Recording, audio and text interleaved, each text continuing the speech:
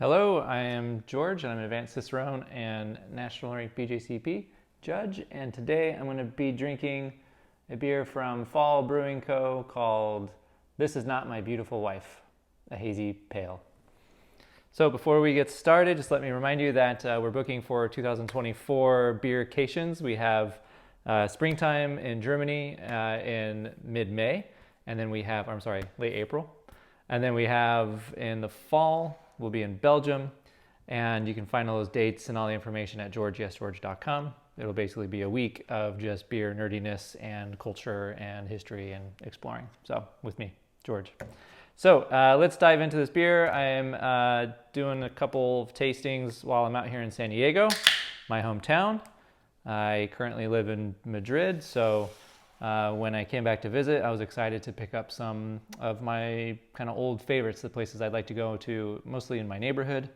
And Fall Brewing Co. is definitely one of those sort of, I would say, must visits for San Diego when you come to visit. They have two locations, one in North Park, around the block from my old apartment, and then one in South Park, just, a mile or so south of that.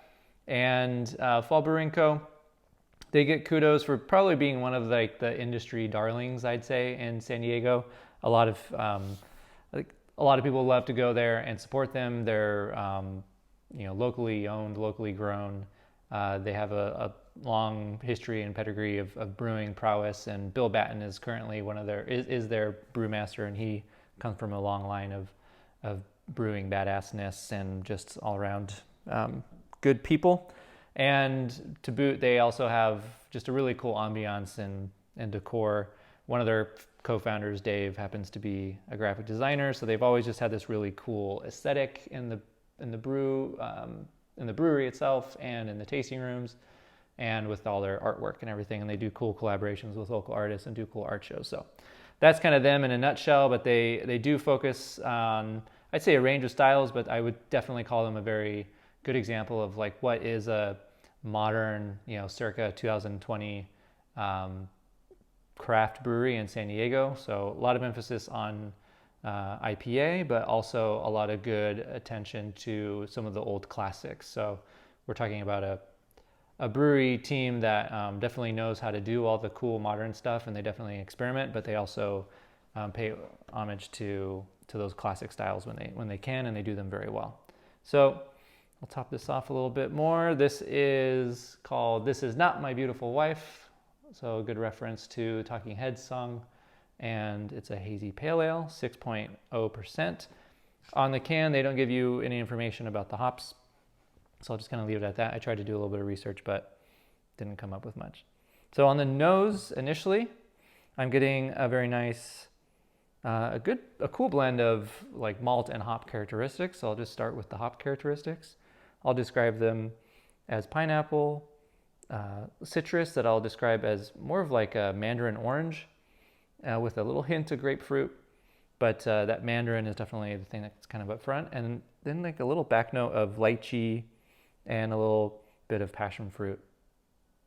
But the pineapple and mango, I would say, are kind of the dominant characteristics. And then for the hops, there's a really nice grain, malty cereal back note to this that reminds me of kind of fresh oatmeal, unflavored oatmeal, but just a little hint of that with some nice dinner roll, fresh dinner roll sort of background in there too.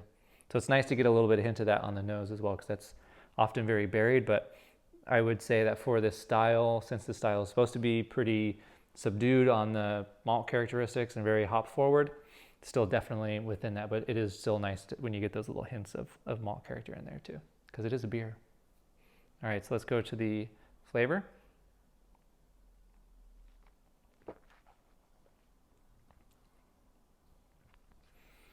So just like the aroma, a really nice balance of these malt characteristics and hop characteristics.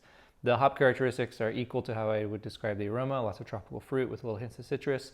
That mandarin is still the kind of dominating citrus note that I would call out there, with little back notes of lemon and grapefruit, but still mandarin orange is the main citrus component. And then for the tropical fruity components, I'd say that we're looking at, again, that pineapple, mango, a little bit of papaya, a little bit of passion fruit, a little bit of lychee, Very, very, very nice. The next really important factor, especially since we're talking about a hazy pale, is we expect the bitterness to be really low, and that is the case here. So bitterness, I'd pin at low, very low, right in that territory. Beautifully balanced with a really nice malty, like a really nice body that I would describe as fluffy, pillowy. So exactly what you're looking for in a hazy anything, hazy IPA, hazy pale. Typically the hardest thing for, I think, brewers to accomplish is getting all of that hop character, but keeping the hop burn and the hop bitterness to, very low or zero, and still having this nice kind of fluffy texture, yet still finishing dry. All those things, kind of balancing that out, can be quite a challenge, and I'd say they definitely nailed it here. This is easy drinking, 6% pale ale. Lingering in the finish, I can kind of feel a little bit of that like fresh hop like matter, like hop pellet, sort of hop dust characteristic that might be described in the very, very end of the finish as like a very low hop burn. That's very typical for this style, so I'm just calling it out because it's there. So yeah, that would be this beer in a nutshell, just a nice quick one. Remember, if you want quick beer reviews like this, if there's a beer you'd like me to try, let me know and I'll do it. If there's a style in particular you'd like me to focus on for my longer, more BJCP in-depth reviews and sort of lessons, then also let me know. And if you want to join me on a beercation, a 5 to 6 day excursion around Belgium, Germany, etc., check out yesgeorge.com and I'll see you there. Cheers.